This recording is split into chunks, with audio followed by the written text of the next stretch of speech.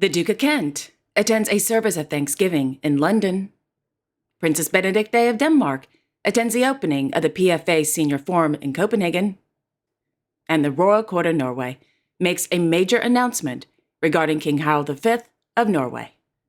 All this and much more coming up next on your Royal Daily News. Good afternoon, everyone, and happy Monday. If you're new to my channel, my name is Alexandra, and welcome to your Royal Daily News for March 4th, 2024.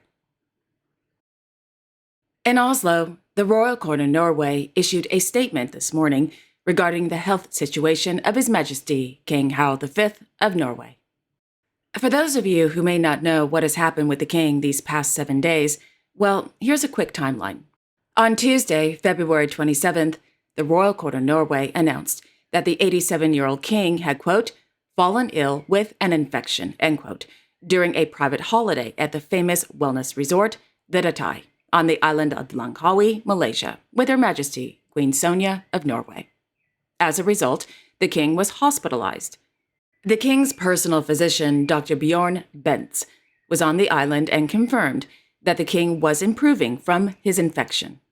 Meanwhile, the Norwegian government began to work with the Norwegian Armed Forces to, quote, facilitate and arrange for the transportation of His Majesty the King back home to Norway, end quote. On Saturday, March 2nd, the Royal Court of Norway announced that the king had surgery at the Sultana Malia Hospital on the island of Langkawi. The king had a temporary pacemaker implanted due to a low heart rate. The procedure was successful. According to the king's personal physician, the, quote, procedure will make the return back home safer, end quote. On Sunday morning, Their Majesties left the hospital and arrived at the Langkawi airport and boarded an SAS Scandinavian Airlines Boeing 737-783 ambulance aircraft. On board with Their Majesties was a military medical team. The 19-hour flight, roughly, had a brief stopover at Sharjah International Airport in Sharjah, United Arab Emirates. Just a few minutes before 11 p.m. and ahead of schedule, Their Majesties arrived safely at the Oslo International Airport.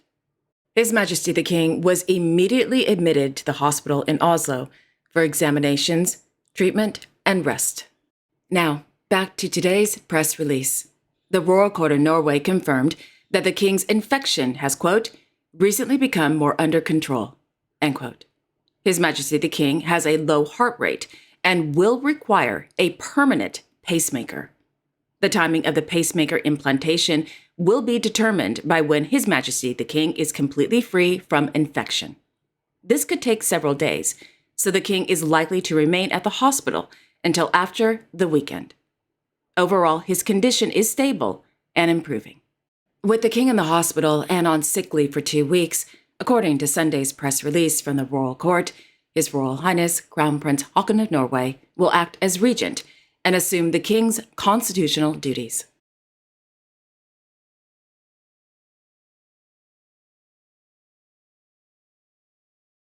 Meanwhile, Her Majesty Queen Sonja of Norway, their Royal Highnesses Crown Prince Haakon and Crown Princess Mette-Marit of Norway, Her Royal Highness Princess Ingrid Alexandra of Norway, and Her Highness Princess Martha Louise of Norway arrived at the hospital separately this morning to visit with the king.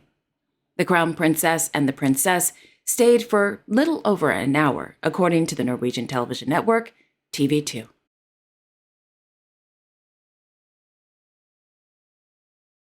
In the afternoon, the Crown Prince, as regent, met with Ukrainian soldiers undergoing training in Norway. The visit was not open to the press, and the location was not disclosed.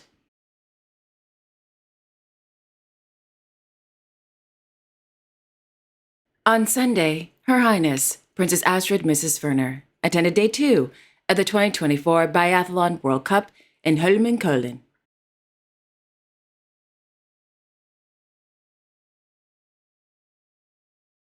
On Sunday, Her Royal Highness Princess Benedicte of Denmark attended the opening of the PFA Senior Forum 2024 held at the Bella Center in Copenhagen. The PFA Senior Forum is an event that focuses on creating a positive and active senior life, quote, specifically in the areas of health, quality of life, housing, lifestyle, working life reduction, and finances." End quote. During the visit, the princess, as guest of honor, attended a presentation on volunteering by the former Prime Minister of Denmark, Mr. Paul Rasmussen, and visited several exhibition stands, including the CEO of the OK Foundation, Mr. Ulrik Jensen, who spoke about the foundation's senior housing communities, and care homes.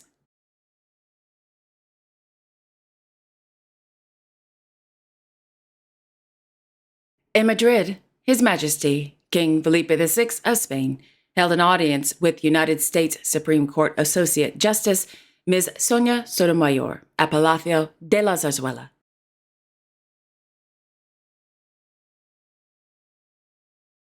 In London, His Royal Highness the Duke of Kent attended a service of thanksgiving on the occasion of the 200th anniversary of the Royal National Lifeboat Institution at Westminster Abbey. In a statement from Westminster Abbey, quote, "Since being founded in 1824, the charity's lifeboat crews and lifeguards have saved over 146,000 lives." In Monday's service, the charity commemorated its history, reflected on the life-saving service it provides today, and looked ahead to inspire future generations of lifesavers and supporters. End quote.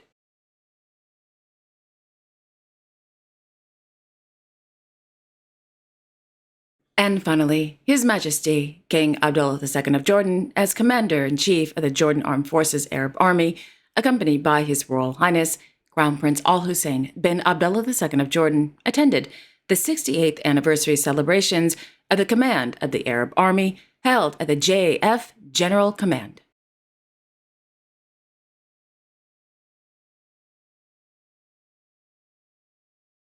And there you have it. Thank you all so much for joining me this afternoon. I really do appreciate it. Thank you. I will be back tomorrow on Tuesday, March 5th, with all the latest royal news, including Her Majesty Queen Mathilde of the Belgians' visit to the Ivory Coast. Until then, I sincerely wish each and every one of you a wonderful afternoon and a great day tomorrow. And don't forget to like, share, and subscribe, and hit that notification bell so you won't miss a thing. Okay, again, have a wonderful afternoon, everyone, and I will see you all tomorrow. Take care.